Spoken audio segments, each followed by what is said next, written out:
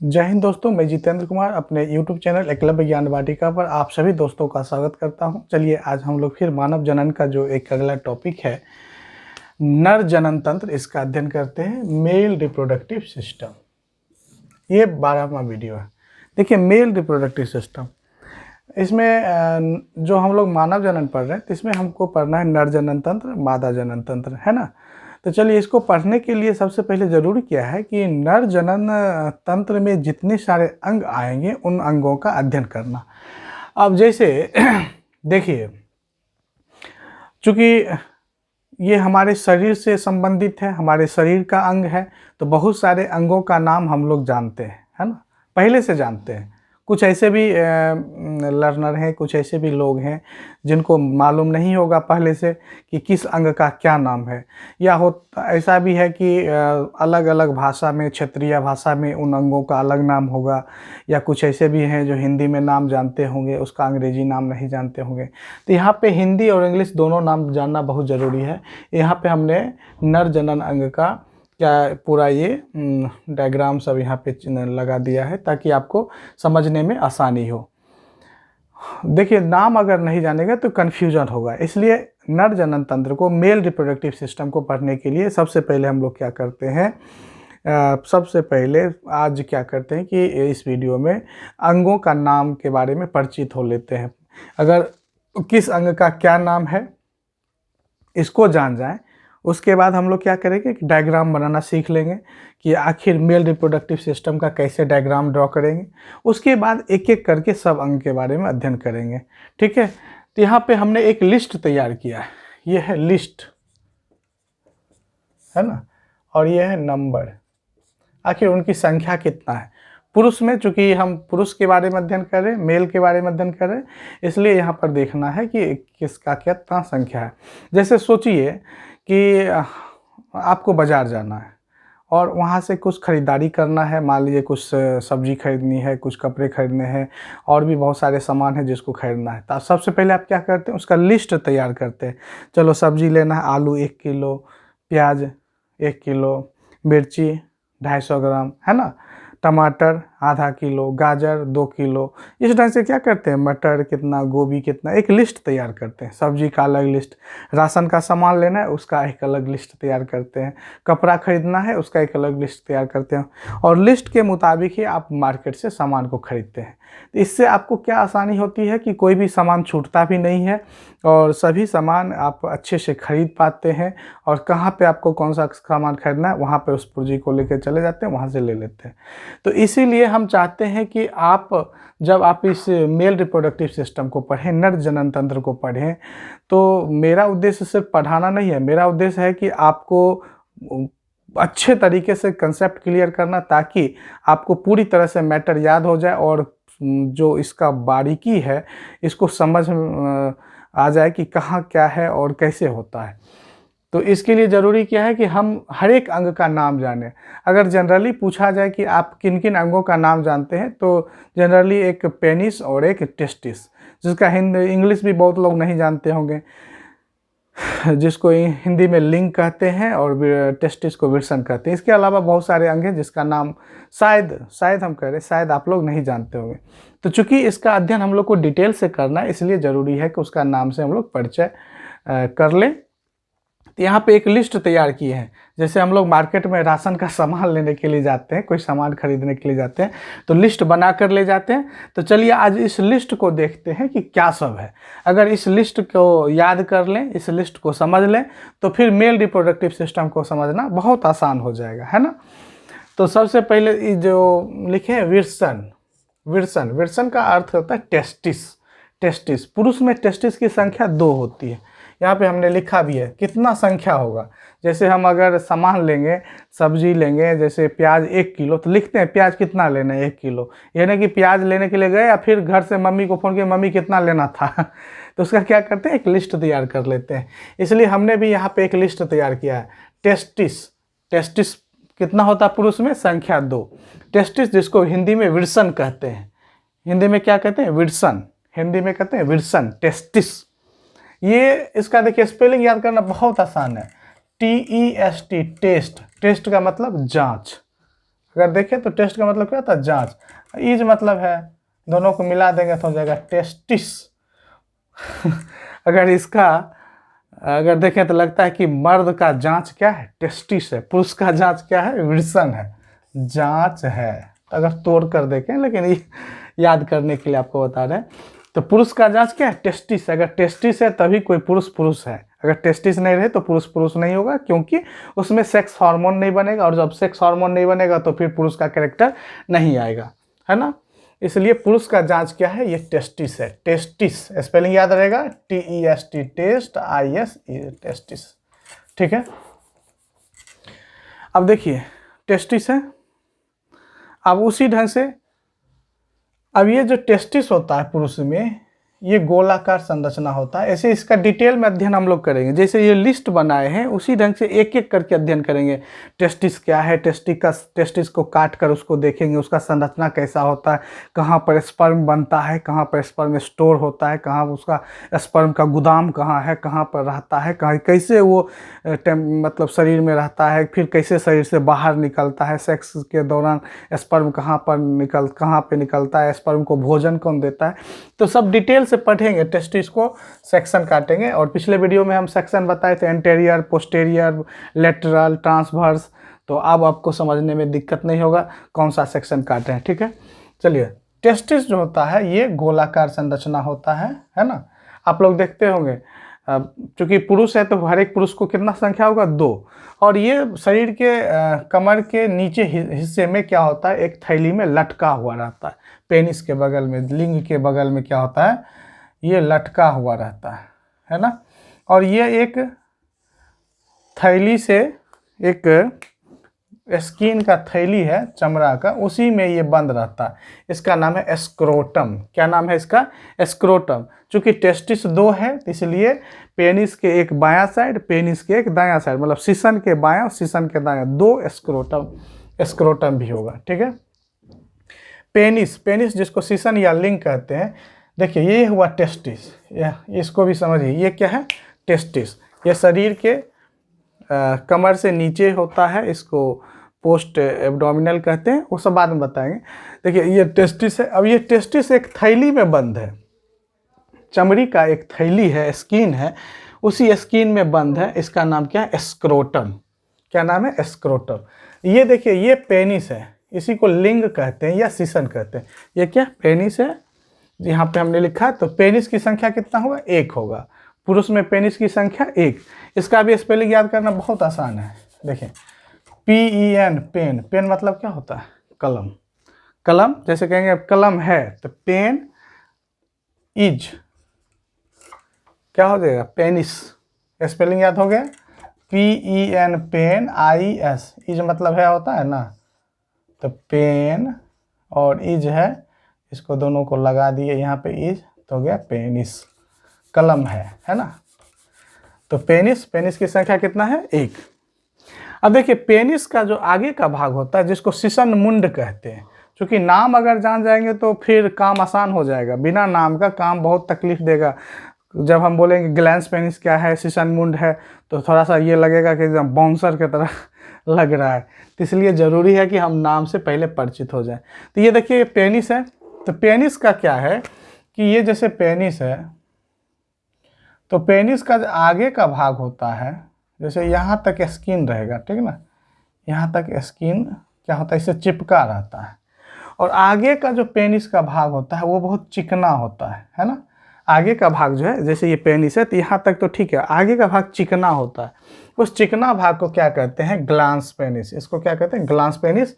चूंकि पेनिस एक है तो ग्लांस पेनिस भी एक होगा, है ना, स्वाभाविक सी बात है। इसको सीसन मुंड कहते हैं। यहाँ पे स्किन नहीं होता है, ये स्किन कैसे होगा, ऐसे करके फोल्ड रहता है। यहाँ पे स्किन इसमें सटा रहेगा, लेकिन यहाँ पे फोल्ड होगा। अगर स्किन को ऐसे करेंगे तो ये ऊपर की ओर जाता है। जैसे यहाँ पर स्किन है, इसको हम पीछे की ओर खींचें तो ये क्या होगा, जो सीसन मुंड बाहर की ओर वैसे चिकनाहट के साथ दिखता है। जैसे ये है, यहाँ तक है, ये स्किन को हम लोग ऊपर करेंगे तो ये दिखेगा, तो इसको कहते हैं ग्लांस पेनिस, ठीक है। और जो ऊपर का स्किन होता है, ग्लांस पेनिस के ऊपर जो स्किन है उसका नाम क्या है, फोर स्किन, FOR। देखिए स्पेलिंग भी याद हो जाएगा, FORE, फोर, और SKIN, स्किन, फोर स्किन। इसका हिंदी क्या होता है? अग्रच्छ, अग्रच्छद। ठीक ना, हिंदी थोड़ा कठिन है, फोर स्किन ही याद रखिए। याद हो गया? चलिए एक बार फिर से देखिए। पुरुष में टेस्टिस की संख्या कितना होगा? 2, जिसको विर्सन कहते हैं। विर्सन की संख्या 2 है, जो कि इस यहाँ ये है, कमर से नीचे एक थैली में लटका हुआ है, उसको वो विर्सन है। और जो थैली है उसका नाम क्या है? ये विर्सन कोश या स्क्रोटम, विर्सन कोश या स्क्रोटम। इसके बाद हम बताएं कि एक पेनिस है, ये जो बेलनाकार संरचना है, सिलिंड्रिकल, इसका जो बेलनाकार संरचना होता है पेनिस, जिसको लिंग कहते हैं। तो लिंग की संख्या भी कितना होगा? 1। और लिंग का जो आगे का भाग है, जिसको शिशन मुंड कहते हैं, ये चिकनाहट लिए संरचना है, बहुत चिकना होता है। और चिकना क्यों होता है? इस चिकनाहट का क्या काम होता है? प्रजनन में इसका क्या उपयोग है? ये सब आगे बताएंगे। क्योंकि धीरे धीरे करके हम लोग एक एक सेक्शन देखेंगे। पहले जैसे यहाँ लिस्ट बनाए हैं, इसी लिस्ट के अनुसार फिर एक एक करके पढ़ेंगे, तब जाकर बहुत अच्छा से कंसेप्ट समझ में आएगा। ठीक है, तो ये शिशन मुंड हुआ। और इसको जो ढके हुए संरचना है एक स्किन का, पतला स्किन का, यहाँ पे, जो कि ऊपर की ओर फोल्ड भी हो सकता है, मुड़ भी सकता है, उसका नाम है फोर स्किन। चलिए यहाँ तक समझ गए, 5 तक। ठीक है, अब देखिए यहाँ तक बेसिकली बहुत सारे लोग जानते भी होंगे, जो पहले से भी अगर 10th क्लास में पढ़े होंगे, क्योंकि 10th और 12th दोनों में जनन चैप्टर पढ़ना है। और जो 10th में भी पढ़े होंगे तो उनको यहाँ तक मालूम होगा। अब इसके बाद का जो है, इसको थोड़ा सा समझना है। देखिए, शुक्राशय, शुक्राशय होता है सेमाइनल वेस्किल। अब यहाँ के बाद जो है, इस शब्द से आप पहले से परिचित नहीं होंगे, इसलिए इस शब्द को थोड़ा सा ध्यान से समझना है। ठीक है, और चूँकि हम इतना बार इसका नाम लेंगे, इतना बार बोलेंगे कि आपको याद हो ही जाएगा, तो मेरा उद्देश्य है कि आपको हिंदी और इंग्लिश दोनों नाम से पहले परिचय करवा देना।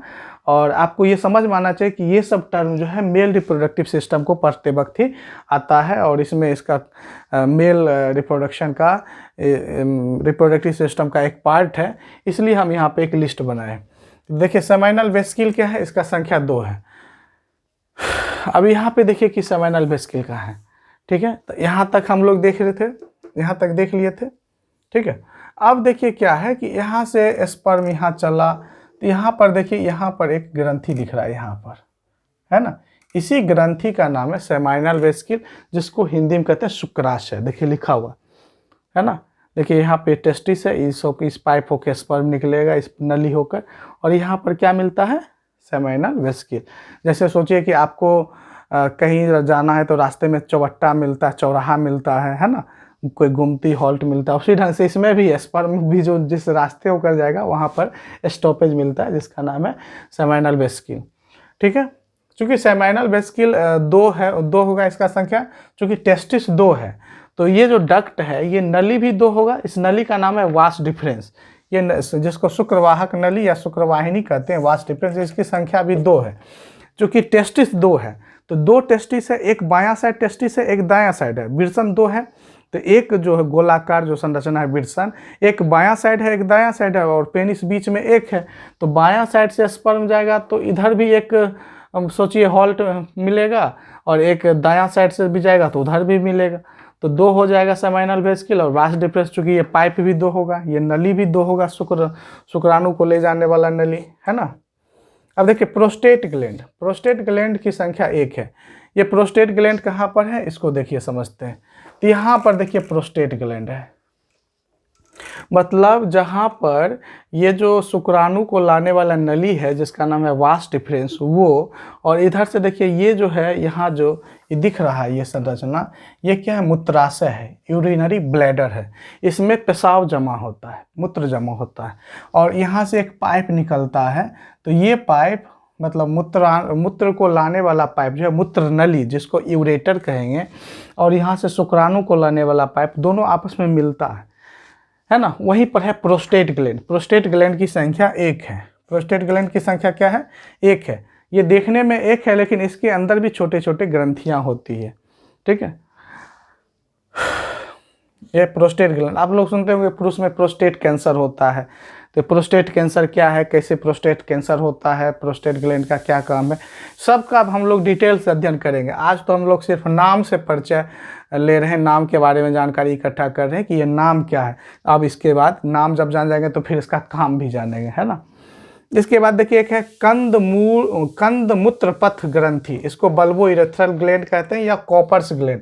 देखिए कॉपर्स ग्लैंड COW लगता है गाय। अब कोई बच्चा गाय पर बैठा हुआ है, मान लीजिए गाय चल रही है, गाय के पीठ पे बैठ के कोई सवारी करके गाय अपना मस्ती से चला रहा है, तो गाय के ऊपर, तो गाँव पर मतलब ऊपर, गाय लगता है गाय के ऊपर बैठ के चला रहा है। तो ये साइंटिस्ट के नाम का हम लोग मजाक उड़ा रहे हैं ना। ये वैज्ञानिक हैं जिनका नाम है कॉपर, तो उन्होंने ही इस ग्रंथि का खोज किया था, तो इसीलिए इसका नाम हो गया कॉपर्स ग्लैंड।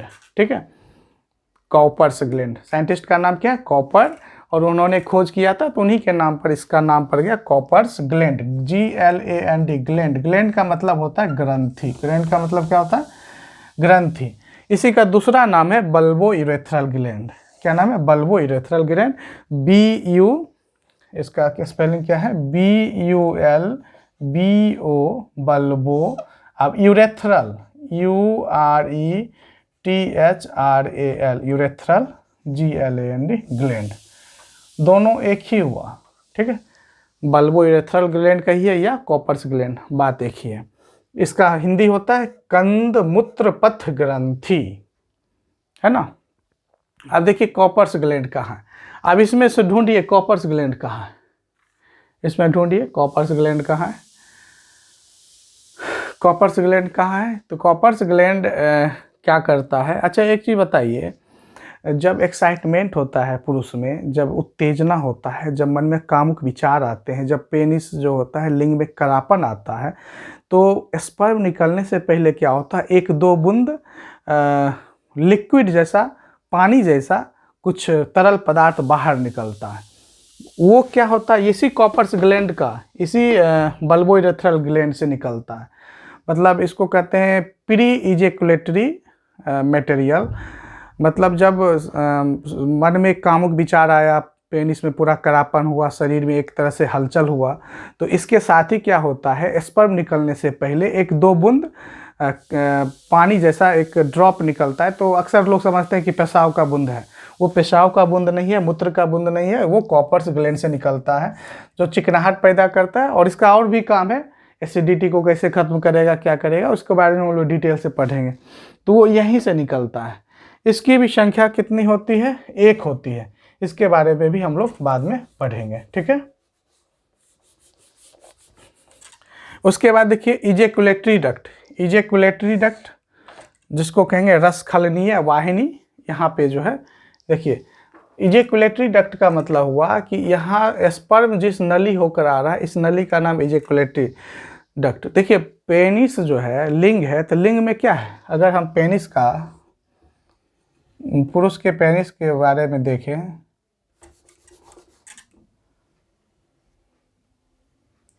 इस ढंग से है ना, सिलिंड्रिकल संरचना है। कैसा है, सिलिंड्रिकल संरचना है। तो इस नली जो है, ये नली, तो ये नली दो काम कर रहा है। इस होके क्या क्या निकल रहा है, एक तो पेशाब निकल रहा है, यूरिन, है ना, मूत्र निकल रहा है, और दूसरा क्या निकल रहा है, स्पर्म। स्पर्म नहीं, इसको सीमेन कहिए। ठीक है, सीमेन, ये निकल रहा है। अब ये दोनों निकल रहा है, लेकिन दोनों अलग अलग समय में निकल रहा है। इसका मतलब है कि 2 in 1 है, एक ही रास्ते से दोनों काम है। लेकिन इसके अंदर और हम जाते हैं तो देखते हैं नहीं, दोनों नली अलग अलग है ना। जैसे मान लीजिए इधर से शुक्राणु आ रहा है और इधर से पेशाब आ रहा है, दोनों नली का अलग अलग है, यहाँ पे आके ज्वाइंट हो गया, जहाँ पे ज्वाइंट हुआ वहीं पर प्रोस्टेट ग्लैंड है।